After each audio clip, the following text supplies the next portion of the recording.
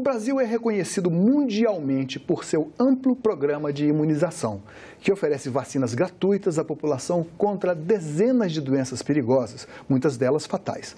Mas desde 2016, a cobertura de vacinação, ou seja, o número de pessoas que deveriam ter sido imunizadas, vem caindo para doenças como cachumba, sarampo e rubéola. É um risco que o país não pode correr, o de ver ressurgirem surtos, como o de sarampo, que neste ano já tem mais de 1.000 casos confirmados. Para conversar conosco sobre o esforço das autoridades contra essas doenças, nós recebemos a doutora Ana Goretti, do Programa Nacional de Imunização do Ministério da Saúde. Seja bem-vinda, doutora Ana. Muito obrigada. Desde antes de 2016, nós não tínhamos como computar essa queda, correto? A gente ainda não tinha um sistema de informação, como a gente chama atualmente, um sistema nominal, ou seja, a gente tinha um sistema que computava doses de vacina. Então, as vacinas que tinham, por exemplo, 3 doses, eram contadas como se fossem 3 pessoas. A partir de 2014, com a implantação do sistema de informação nominal, o país hoje tem 70% das nossas salas de imunização informações onde a vacina tem nome, tem endereço e isso é muito importante porque faz com que a gente possa estar fazendo todo um chamado para essas crianças que não forem vacinadas voltarem aos postos de saúde, para a gente ter de fato um número real de quantas pessoas vacinadas tem no país. Bom, o nosso problema mais recente, pode-se dizer, atual, é o sarampo. Que, indevidamente ou não, está sendo atribuído à chegada de pessoas que vêm da Venezuela para o estado de Roraima. Bom, a gente sabe que o nível de segurança, me corrija se eu estiver errado, de imunização para que uma população de uma cidade ou de um determinado local esteja protegido do contágio contra um vírus, que é o caso do sarampo, é necessário que 95% das pessoas estejam vacinadas. Essa é a margem de segurança. Mas essa margem vem caindo. Antes da gente colocar uns números que nós temos aqui sobre incidência e como essa queda está ocorrendo, em que níveis, eu perguntaria, por que isso está acontecendo? Bom, eu acho que é importante a gente ressaltar aqui que, na verdade, esse surto que está acontecendo agora no Brasil e que se iniciou em Roraima, que hoje atinge também o estado do Amazonas e em menores números outros estados brasileiros, não teve como culpa a chegada dos venezuelanos, porque se eles tivessem chegado, mesmo trazendo o vírus de sarampo, e tivessem encontrado uma população devidamente vacinada, ou seja, sem ter um bolsão de desprotegido contra essa doença, certamente nós não estaríamos vivendo esse surto que tem. É por isso que é fundamental que a gente tenha 95% de cobertura do sarampo, para que a gente possa estar protegendo a nossa população, que hoje não só os venezuelanos, mas também nós temos sarampo ainda em vários países no leste europeu, a gente tem sarampo na Ásia, a gente tem sarampo na África. Foram, em 2017, 173 mil casos em todo o mundo. 173 mil. A gente vai já falar desses números, mas antes de mais nada é preciso, e a gente vai falar agora e vai repetir mais próximo do final do programa. Mês de agosto é mês de vacinação. Gente, não pode faltar. Até 31 de agosto, todas as crianças de 0 até 4 anos, 11 meses e 29 dias, conforme a doutora me falou antes aqui, cara, de 5 anos para baixo. Com menos de 5 anos, todas as crianças têm que vacinar, é de graça nos postos de saúde, enfim. Mas feita essa ressalva, vamos aqui mostrar os dados referentes à incidência do sarampo aqui. Vamos para a primeira arte aqui, aí o sarampo no mundo no ano de 2000 até julho de 2018, aqui na Europa. Na Europa foram 21 mil casos em 2017. E aqui no Brasil, até julho de 2018, agora foram atualizados, já superamos esse número aqui. O último dado são 1022. Isso, enfim. O que isso quer dizer na Europa, por exemplo? É muito para a Europa, porque é primeiro mundo? Qual a diferença? É muito, porque hoje é inadmissível se ter sarampo quando a gente tem a vacina, tá? Que é a principal arma para que a gente não tenha essa doença, que é uma doença infecciosa, viral, tá? Que é a doença prevenível. Pode ter complicações graves. Exatamente, é isso que eu ia dizer, prevenível por vacinação, que mais mata no mundo. Tá? Não tem sentido se ter sarampo hoje com o advento vamos repetir para enfatizar sarampo. bem. O que significa isso? Significa que das doenças que podem ser prevenidas com vacinação disponível, a que mais mata é o sarampo. É o sarampo. Inclusive, tem um estudo publicado na revista Science, em 2015, mostrando que as pessoas que tiveram sarampo têm um comprometimento da imunidade até por 3 anos, que faz com que essas pessoas elas tenham mais facilidade de pegar outras doenças infecciosas. Ou infecções oportunistas. Exatamente. Né? Ou seja, o sarampo é uma doença grave. E lembrar para vocês que até algumas décadas passadas, o sarampo era uma causa importante de mortalidade infantil no Brasil. Então, não se tem sentido.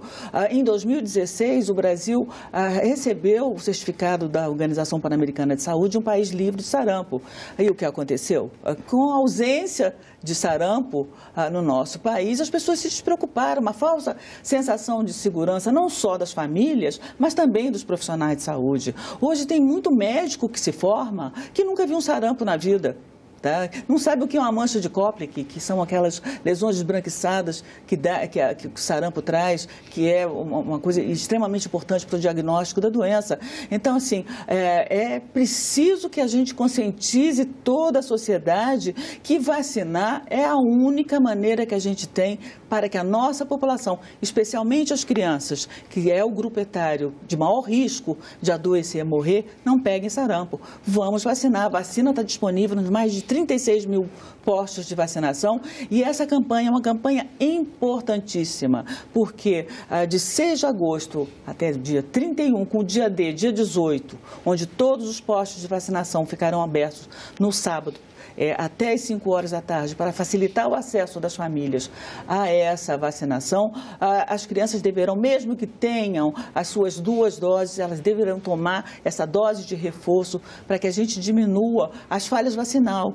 Porque mesmo você vacinando 100% da população, você vai ter um pequeno percentual, que é em torno de 5%, que não soro convertem, ou seja, não são capazes de... E apesar de tomar vacina, de ficarem protegidas. Mas isso é melhor, isso é bom, na nossa conversa, bom ir lá para a nota de rodapé, porque o que pode estar acontecendo?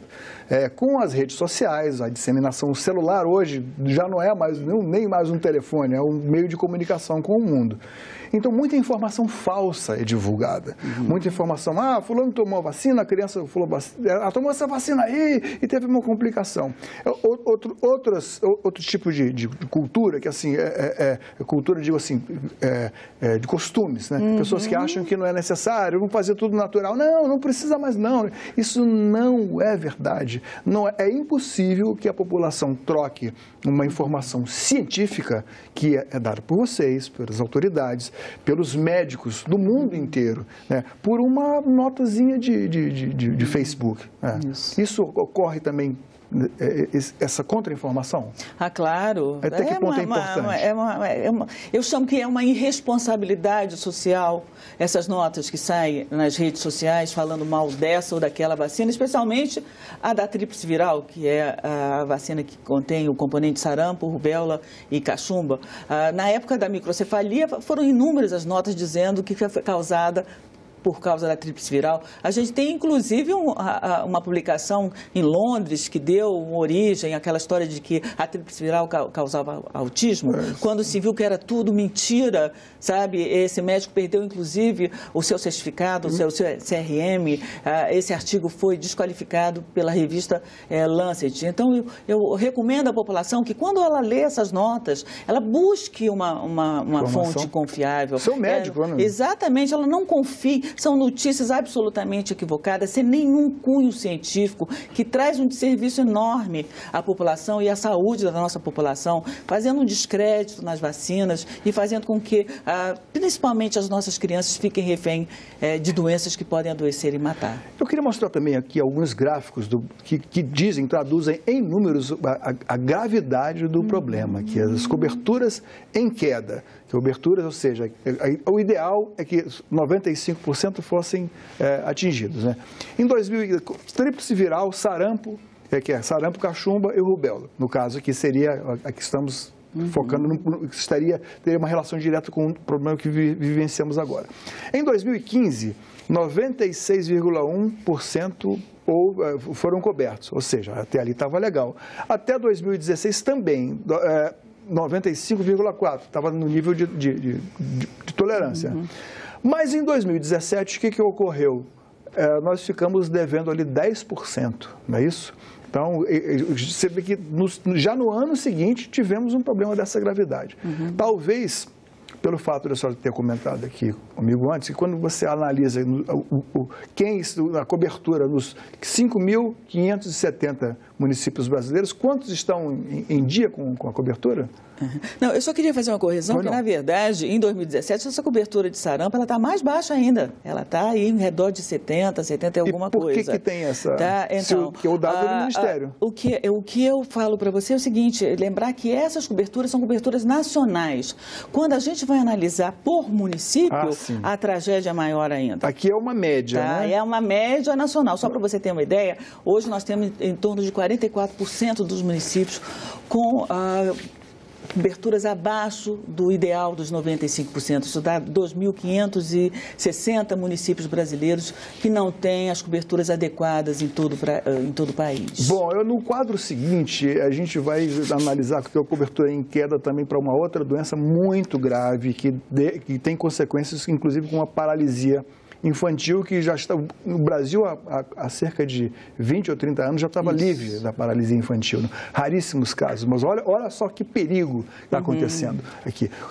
Em 2015, a média nacional, posso dizer assim? Isso. Foi de 95%, já em 2016, 84,4%, e 2017 para perigosos 78,5%. A senhora tem como explicar isso aí? Sim. Essa doença, o último caso aconteceu em 1989, no município da Paraíba, chamado Souza, e desde 1990 a gente não tem mais nenhum caso de poliomielite no Brasil, felizmente. E a gente espera mas continuar. Mas estamos sob risco, né? Exatamente, é isso que eu queria dizer.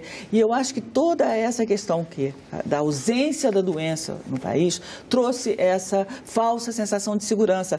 Hoje, médico não sabe o que é uma paralisia infantil, nunca viu a doença paralisia infantil, só viu isso em livro. Talvez as pessoas sequeladas que têm um problema no membro ele não conheça nenhuma pessoa com esse tipo de complicação. Eu fui do tempo que fiz minha residência no Hospital Jesus, no Rio de Janeiro, onde a gente via as crianças no pulmão de aço, que talvez tenha sido a coisa mais dramática que eu já vivi em toda a minha formação médica. São crianças porque a paralisia ela tão pode afetar os membros inferiores, que quando ela faz na medula, na parte superior, ela dá um problema respiratório, a criança tem que ter um aparelho para poder respirar. Viver dependendo do aparelho. Exatamente, as pessoas esqueceram disso. E com as coberturas que nós estamos atualmente, o risco é real. Se nós não melhorarmos as coberturas, se nós mantivermos esses bolsões de crianças, sem as coberturas adequadas, que é 95%, e com esse grande trânsito de pessoas que a gente hoje as pessoas viajam muito, né? Muito, e nós temos a doença ainda no Afeganistão, Paquistão e um outro país da África.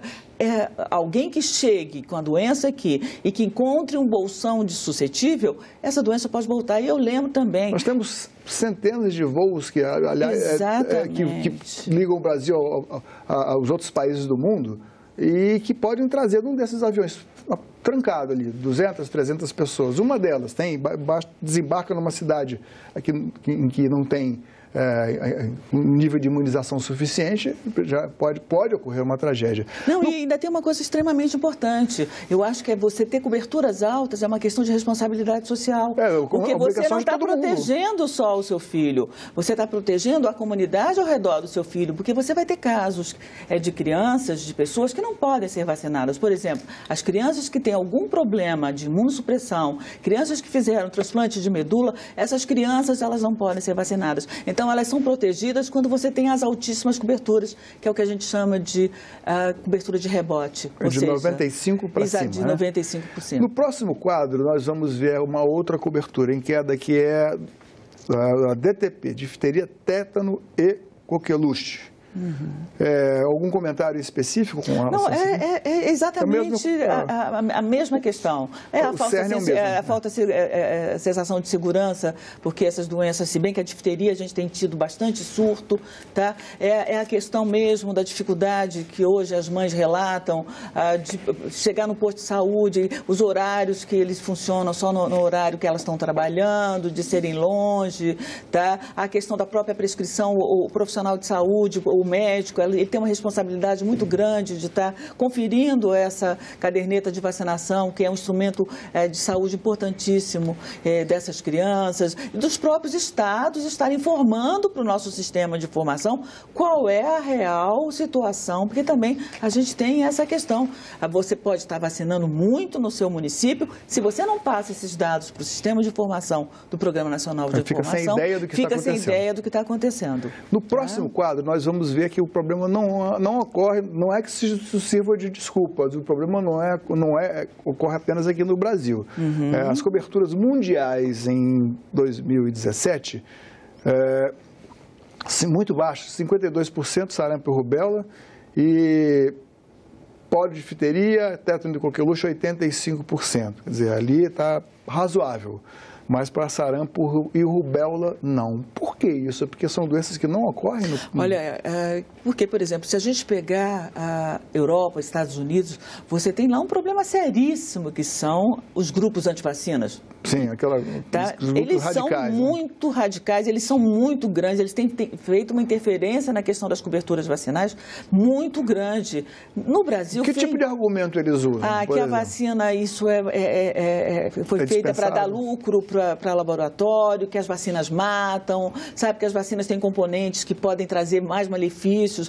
Tudo isso sem nenhum tipo de evidência científica. Não tem nenhuma garantia científica. Nenhuma evidência científica, muito pelo contrário. Todas as vacinas, eu digo aqui pelo Brasil, que são recomendadas. Hoje nós temos um calendário de vacinação que é compatível com os países desenvolvidos. Tá? Todas as vacinas recomendadas pela Organização Mundial de Saúde são contempladas dentro desse calendário. São vacinas extremamente seguras, tá? Que passam por um controle rigorosíssimo da nossa Anvisa e também do INCQS, que é o Instituto Nacional de Controle de Qualidade, onde os lotes são analisados. São vacinas que, mas como qualquer medicamento, pode trazer efeitos colaterais que são mínimos, que a maioria deles é dor no local, vermelhidão.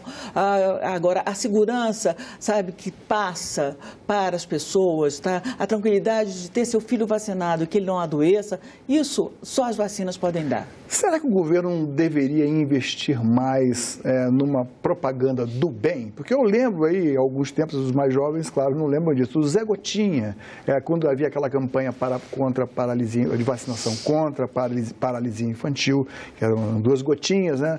O país inteiro se mobilizava. Então, todo mundo, você via era sábado de manhã que acontecia, né? Aquelas filas enormes de crianças nos hospitais públicos, nos postos de saúde, nas escolas. Isso não acontece mais. É isso que vocês estão pretendendo fazer agora, nesse mês, em especial no dia 18 de agosto?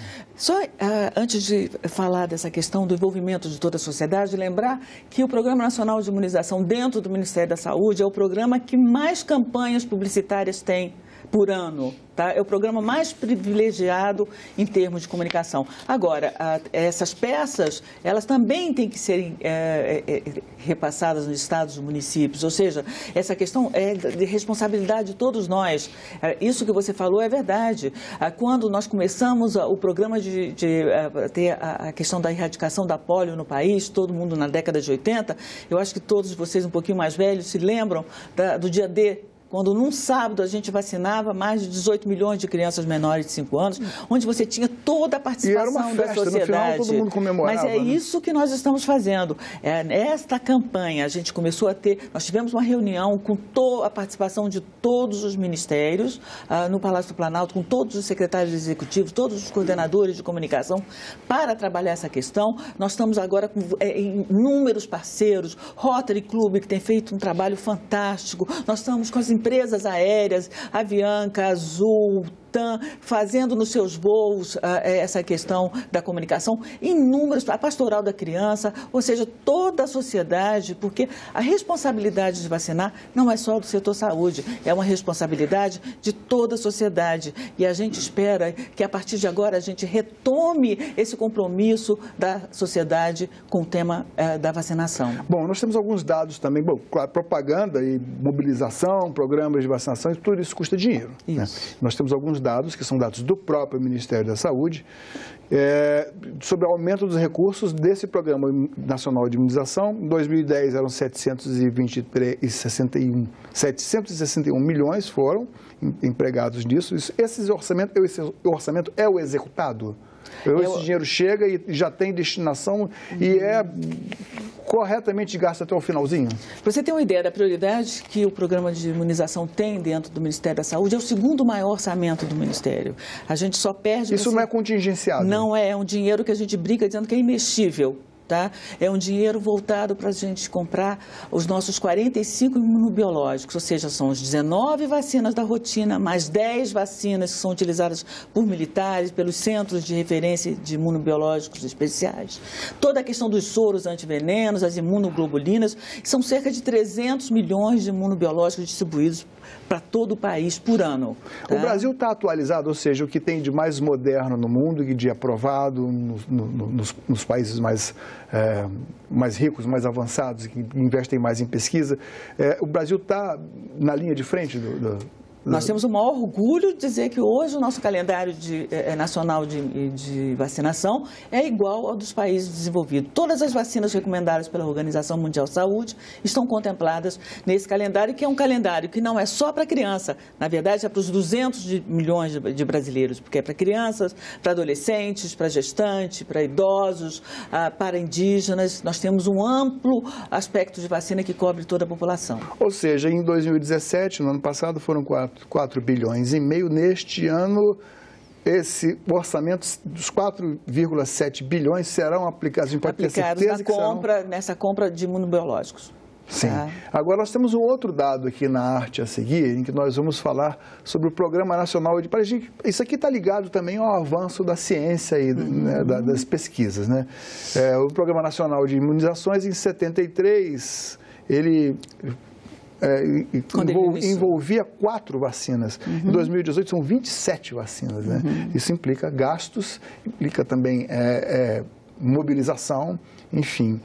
São 300 milhões de doses, todos esses dados são corretos e estão disponíveis também. Estão disponíveis. E lembrando que isso... conta com um esforço enorme, porque quem operacionaliza a vacinação são os estados e municípios. Tá? Então, eles têm um papel preponderante na questão da vacinação do país. Nós hoje contamos com mais de 80 mil vacinadores, que são os grandes heróis da vacinação. São eles que estão lá naqueles postinhos de saúde, nos rincões mais longe, vacinando, orientando as famílias em relação à questão da vacinação. Nós temos também um site do Ministério da Saúde, saude.gov.br, acessível a qualquer pessoa, que tem todas as informações a respeito dos programas de vacinação, quem pode vacinar, quem não pode vacinar, enfim. Agora, é importante lembrar, doutora, que a responsabilidade de todos nós, né? Está na Constituição, isso aí não é só do Estado, é também da família. E em alguns locais já tivemos dificuldades porque... para responsabilizar, inclusive, as famílias, não se tem ainda uma sanção, uma punição. Né? Mas em alguns locais o Estado tem investido, inclusive, até na questão da segurança, né?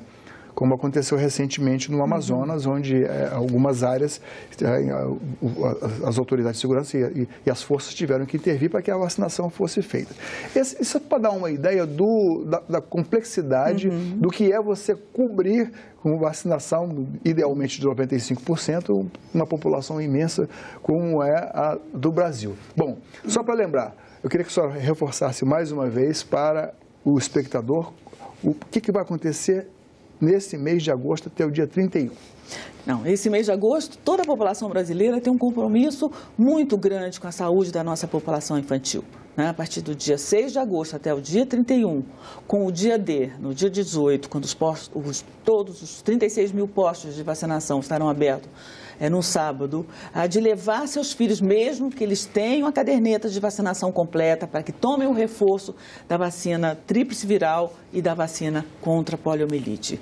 Todos nós devemos incentivar a que essas famílias busquem esses postos de saúde, porque vacinar é o maior ato de amor que uma mãe pode estar fazendo com seu filho, que é proteger de doenças que podem matar. E lembrar que a polio, além de matar, traz sequelas que acompanham essa pessoa pelo resto da sua vida. Por que essas pessoas adoecerem se tem uma vacina que pode prevenir essas doenças? Doutora, eu preciso revelar que a senhora é uma pediatra. Ele é talvez a especialidade que dedica mais amor, que seja talvez assim, esteja mais exposta a problemas, inclusive de segurança dos hospitais. Então eu fico emocionado de ver sua dedicação, tá? É visível isso, né? Então vamos torcer que tudo dê certo e eu agradeço a sua presença aqui no programa. A gente que agradece estar podendo falar de um tema tão importante para nós no Ministério da Saúde, que é a imunização. Eu aproveito a sua deixa para convocar todos os meus colegas pediatras que orientem seus pacientes, que orientem as famílias que eles atendem a buscar os postos de vacinação a partir do dia 6, para que todas as crianças tenham as suas vacinas em dia, tenham os seus reforços, para que a gente possa, de fato, ter um país livre do sarampo e da poliomielite. Muito obrigado mais uma vez. Eu que agradeço. E você pode conferir no seu celular se o calendário de vacinas do seu filho está em dia. Procure pelo aplicativo Vacinação em Dia nas lojas App Store ou Google Play. Para rever, baixar ou assistir esse programa, acesse o site senado.leg.br/TV ou então o canal da TV Senado no YouTube, youtube.com/TV Senado. Para fazer um comentário, crítica ou sugestão, ligue grátis para 0800 61 2211. Obrigado pela companhia e até o próximo Cidadania.